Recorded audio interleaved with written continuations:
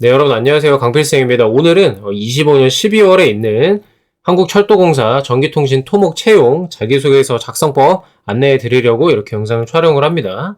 교육사항, 경험, 경력사항부터 자소서 내문항 꼼꼼하게 해설해 드리도록 하겠습니다. 저희가 자기소개서 첨삭도 진행을 합니다. 그래서 마지막에 설명드릴 테니까 내가 작성한 거 이게 다 면접이랑 관련이 되어 있거든요. 이 자소서 내문항 모두. 그래서 내가 이 자소서 작성을 지금부터 면접을 바라보면서 좀 더 면접에서 점수를 잘 받을 수 있는 걸로 작성을 하고 싶다 하시는 분들은 편하게 저희 연락 주셔가지고 첨삭 받으시면 되겠습니다. 저희가 이제 작년 하반기에 서류평가 시절이 한 번 딱 있었죠. 그때 이제 10배수였는데요. 28명 중에 25명이 합격했습니다. 물론 여기는 대부분 이제 운전직이 있지만 저희가 뭐 당연히 전기통신이랑 토목도 잘합니다. 이게 24년 하반기만 그렇고요. 나머지 시즌 때 적부일 때 지금처럼 그때도 전기통신 토목 많이 다뤄봤기 때문에 안심하고 오셔도 되겠습니다. 요거는 이제 자소서 합격 후기이니까 참고해 주시면 될 것 같고요. 자, 채용 공고입니다. 총 199명을 뽑고요. 인원은 밑에서 같이 보도록 합시다. 위에 링크 들어가면 요 파일 두 개가 있는데요. 반드시 뭐 요걸로 다운 받으셔도 되고요. 받아서 꼼꼼히 읽어 주시기 바랍니다. 그래서 이번에 72명 공개 채용이고 고졸이 127명을 뽑습니다. 절대 적은 인원이 아니고요. 아쉽게도 이제 일반직은 수도권이 없습니다만 그래도 강원, 충청, 호남, 대구, 경북으로 나눠가지고 진행을 합니다. 자, 채용 일정을 보면은 오늘이 이제 12일이고요. 입사전서 접수가 내일부터 시작입니다. 2시부터. 그래서 제 풀이 보고 빨리 내일이나 모레 안짝으로 지원하신다고 생각을 하시면 될 것 같고요. 시간이 워낙에 촉박해가지고 첨삭 프로그램 신청하실 분들은 바로 연락 주시면 될 것 같습니다. 그 다음에 서류 전형 뭐 당연한 거고요. 필기시험이 이제 29일에 있습니다. 11월 29일. 필기 특강도 이제 판매를 하고 있으니까요. 아래에 링크, 영상 정보란에 링크 참고해 주시면 되겠고요. 고정 댓글에도 넣어놨습니다. 자, 중요한 거는 이제 필기시험 합격자가 12월 5일에 발표가 나면 저희가 토목은 9일에 실기를 보시고 면접이 15일입니다. 그래서 10일간의 시간이 있는데 면접 특강 당연히 진행합니다. 당연히 진행하고요. 이번에 전기통신 10명 중에 9명 합격했고요. 전기통신 합격률 굉장히 높습니다. 토목도 한 분 계셨는데 면접은 잘 보셨는데 필기나 실기 점수가 조금 이제 아쉬워서 탈락을 하셨긴 했지만 그래도 저희가 토목직도 이전부터 쭉 다뤄왔던 직렬이기 때문에 저희와 끝까지 함께 진행하시면 너무 좋을 것 같습니다. 자, 이제 교육사항, 그 다음에 경력 경험사항 설명드릴 건데요. 여러분 요거 블로그 들어가셔서 아래 링크 있죠? 들어가셔서 보면서 작성하시면 되겠습니다. 교육사항 관련 있는 거 하나라도 반드시 적어주시고요.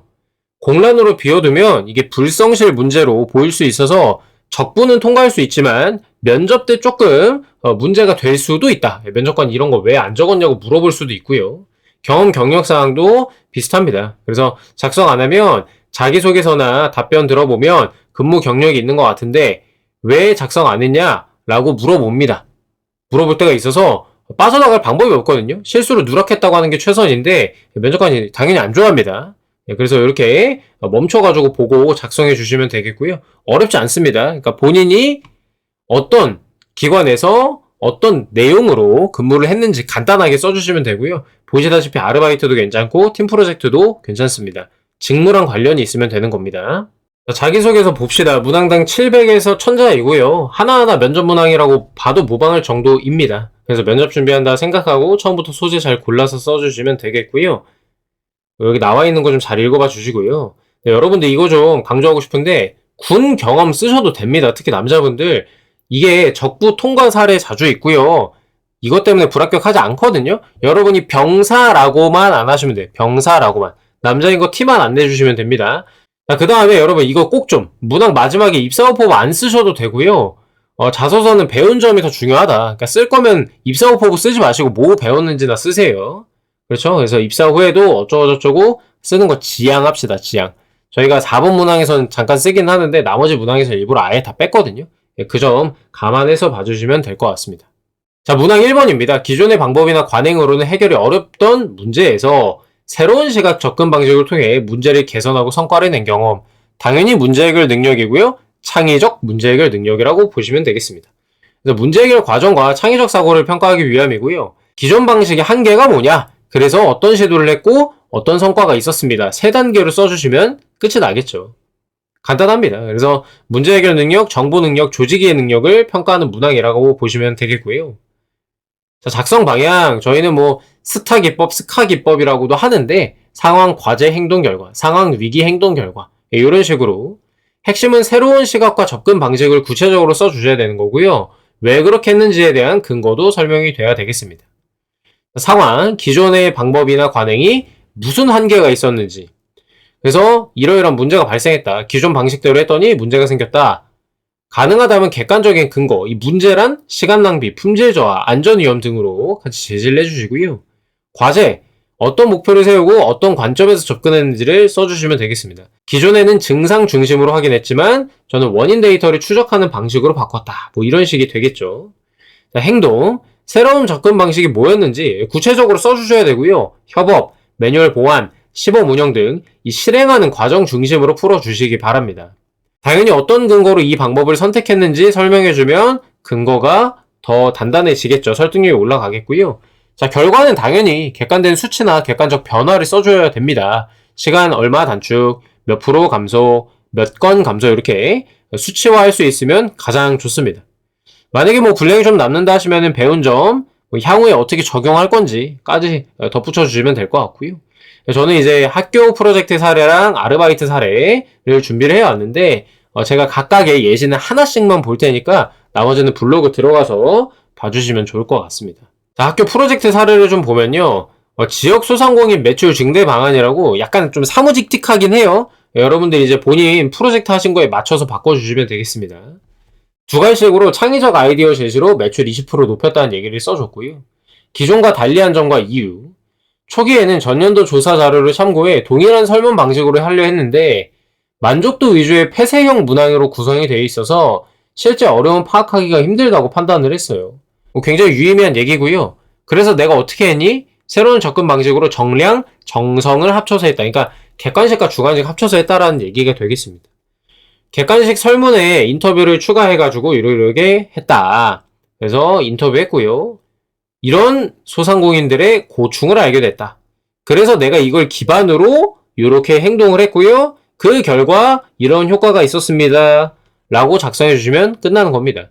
그래서 여러분 이게 소상공인 매출 증대 방안이라는 주제가 문제인 게 아니고 여러분들의 프로젝트에 맞게끔 두 가지씩 써주고 기존과 달리한 점과 이유, 내가 어떤 행동들을 취했는지, 결과는 어땠는지 순서로 써주시면 된다 이 말입니다.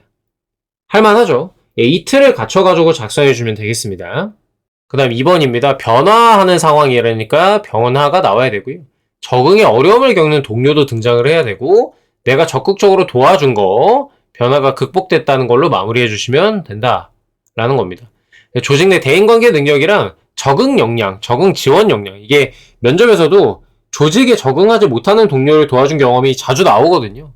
그렇게 보시면 됩니다. 이걸 동시에 평가하는 거고요. 조직은 새로운 제도 시스템, 인력 구조 변화가 잦아요. 진짜 잦고요. 본인만 잘 적응하는 것보다 타인의 변화를 지원하면서 성장할 수 있는 사람을 선호한다. 평가 포인트, 변화 인식, 공감, 해결을 위한 나의 노력, 도움의 결과, 그러니까 상대의 변화를 얘기를 해줘야 되겠죠. 그래서 대인관계, 의사소통, 조직의 능력 이런 것들이 포함이 됩니다. 제가 뭐 시간상 대강대강 설명하고 넘어가지만 여러분들은 블로그에 내용 다 있으니까요. 꼼꼼히 읽어보시고 작성을 해주시길 바랍니다. 결국에 이게 면접이랑 다 연관이 되기 때문에 그렇습니다. 상대 중심의 구조로 써주시고요. 상황, 상대의 어려움, 내 지원, 결과 순서로 써주시면 되죠. 상황, 어떤 변화가 있어서 동료가 어려움에 겪었다, 적응에 이 얘기를 써주시고요. 이 변화라 함은 새 시스템 도입, 역할 바뀐 거, 팀 개편, 뭐 대면 수업으로 전환됐다, 신입사원으로 입사했다. 이거 자체가 변화니까요. 이런 것들이 가능하겠고요. 두 번째, 상대의 어려움입니다. 어려움에 공감하고 내가 어떤 목표로 도와주기로 했는가. 스스로 적응하도록 돕자. 이런 목표. 뭐 팀 전체가 변화에 익숙해지도록 돕자. 이런 식으로 목표가 명확해지면 좋겠고요. 행동은 위로 가지고는 안 되겠죠. 내가 설명하고 교육하고 조정해주고 중재해주고 이런 것들 구체적 행동 위주로 써주시고요. 이야기를 들어주었다 보다 매뉴얼을 함께 정리했다처럼 행동 중심이 좋습니다. 결과는 당연히 동료가 자신감 회복하고요. 전체 분위기가 안정됐다처럼 구체적인 결과 써주셔야 되겠습니다. 이번에는 아르바이트 사례로 좀 설명드려보도록 하죠. 카페 아르바이트 근무 중에 포스 결제 시스템과 메뉴 구성이 전면 교체가 됐습니다. 단계가 세분화되고 포인트 적립 절차가 바뀌어서 클릭 횟수가 많고 입력 순서가 복잡해졌어요. 나는 금방 익숙해졌지만 새로운 뉴비 친구는 당연히 어려움을 겪겠죠. 헷갈리고. 그래서 오류가 자주 발생했고 손을 떨 정도로 긴장을 많이 했다. 그래서 어떻게 했냐? 내가 구조적인 지원이 필요하다고 판단을 해서 연습 시간을 확보해서 따로 알려줬다라는 거고요. 함께 연습했다. 두 번째로 메뉴 구조도를 그려주면서 이게 왜 그런지를 논리적으로 설명해 줬다라는 거죠. 행동 구체적으로 나왔죠. 결과는 적응 잘했다가 되겠죠. 네, 그래서 적응 잘했다고 얘기를 했고요. 매니저님의 칭찬, 그 다음에 내가 만든 게 교육 자료로 활용이 되었다. 이렇게 마무리가 되었습니다. 다음으로 3번 예상치 못한 문제나 변수가 생겼을 때 재발 방지를 위한 장기적 개선 방안입니다. 장기적 개선 방안. 예, 그래서 지속 개선 능력을 평가하는 거고요. 다시는 문제가 발생하지 않도록 시스템을 만들었는가가 중요하다. 오케이? 시스템을 만들었냐가 중요하기 때문에 참고하시고요. 사고 재발 방지 대책 수립, 개선 실행, 조직 전파를 좀 강조해 주시면 좋습니다. 문제 해결 자원관리 조직이해로 볼 수가 있겠고요. 작성 방향, 상황, 예상 밖의 문제나 변수가 터진 거를 얘기를 해야겠죠. 원인 분석을 해요. 시스템, 절차의 허점 이런 것들을 얘기해 주는 것도 아주 좋은 방법이 되겠고요. 행동, 내가 임시 대응과 근본적 개선 활동을 분리해서 좀 써야 된다. 조치를 일단 해야 된다는 거 중요하게 얘기해 주셔야 돼. 이거 빼먹으면 안 되고요. 그 다음에 장기적으로 재발 방지를 위해서 이런 노력했다까지 작성해 주면 되고 결과는 당연히 재발되지 않았다라는 얘기를 써주시면 되겠습니다. 이번에는 학교 프로젝트 걸로 좀 얘기를 해보도록 하죠. 실험 보고서를 제출하던 중에 한 주차에 과제 파일이 제출이 안 되는 문제가 생겼어요. 한 명이 업로드를 했는데 제출 완료 버튼을 안 눌렀다라는 거죠. 그래서 감점이 생겼고요. 확인해보니 제출 일마다 역할이 불분명했고 누가 언제 어떤 파일을 업로드했는지 공유 체계가 전혀 없어서 빵꾸 나면 빵꾸 날 수 있었던 그런 상황이라는 점을 암시를 했습니다. 행동 뭐야? 재발 방지 구조를 만들었다라는 거죠. 그래서 파일을 업로드하기 전 확인, 검토, 제출 3단계를 거쳤는지 3단계 검증을 도입을 했다.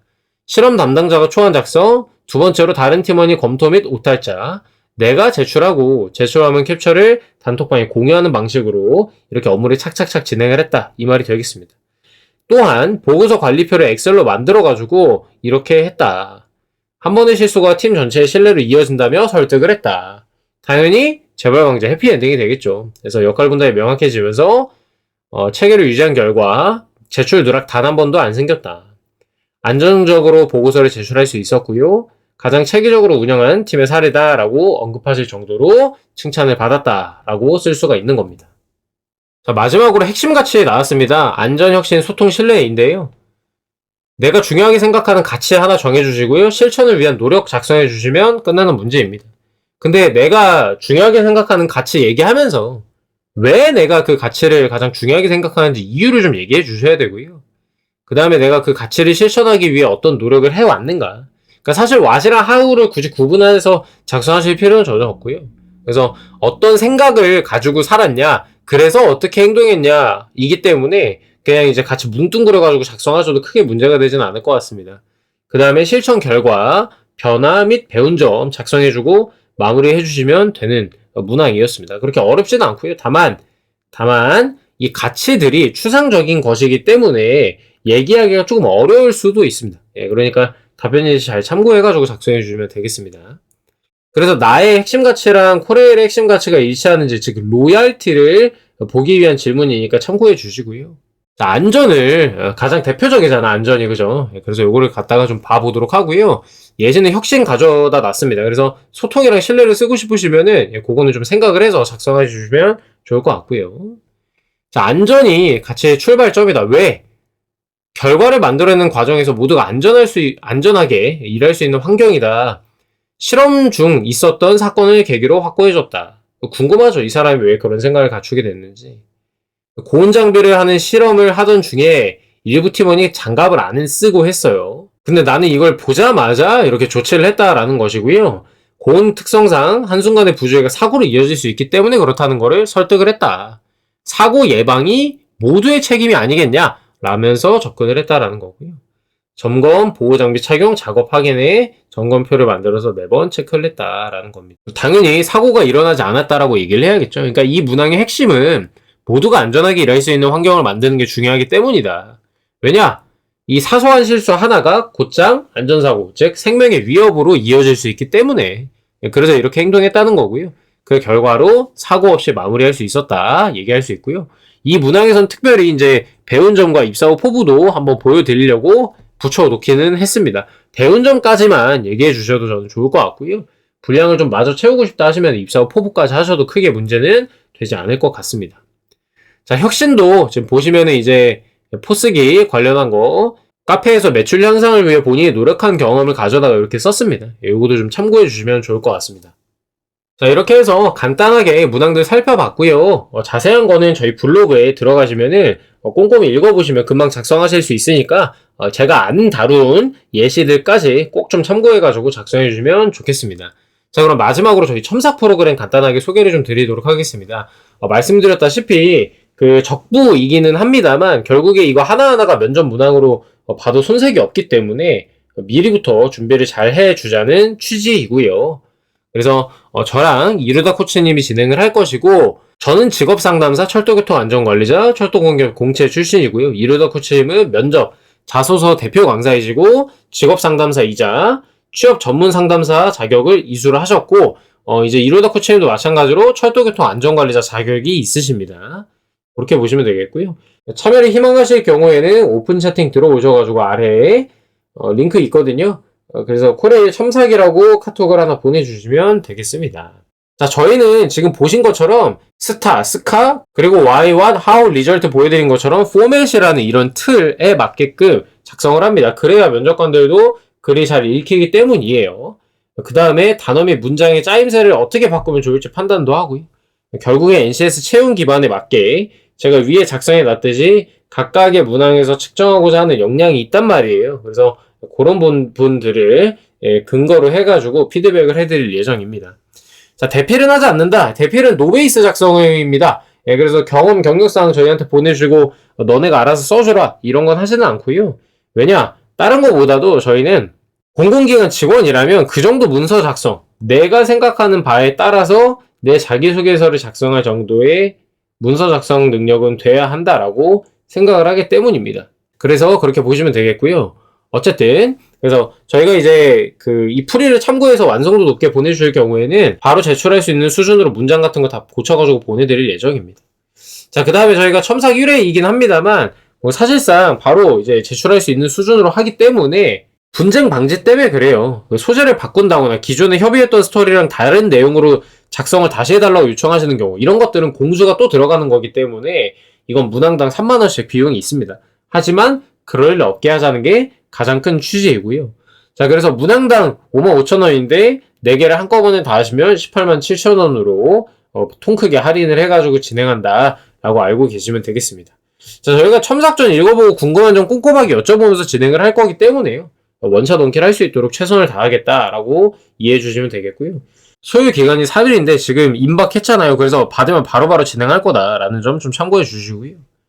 분량 700에서 1000자로 작성해서 가급적이면 보내주시기 바랍니다. 그리고 저희가 참고할 만한 경험, 경력, 그 다음에 교육사항까지 있으시면은 함께 보내주시면 되는 구조가 되겠습니다. 자, 그래서 내리면은 이렇게 자기소개서 첨삭반이라고 해가지고 링크 있으니까요. 들어와서 연락 주시면 되겠고요. 아울러 아까 처음에 잠깐 말씀드렸지만 저희가 의사소통 수리 문제 해결 코레일에 딱 맞는 필기 특강을 운행하고 있습니다. 실력 향상에 굉장히 큰 도움이 되는 강의이니까요. 후기들도 많고요. 반드시 수강하시면 좋겠습니다. 자, 이렇게 해서 저희 25년 하반기 코레일 전기통신 토목직 자기소개서 해설을 마치도록 하겠습니다.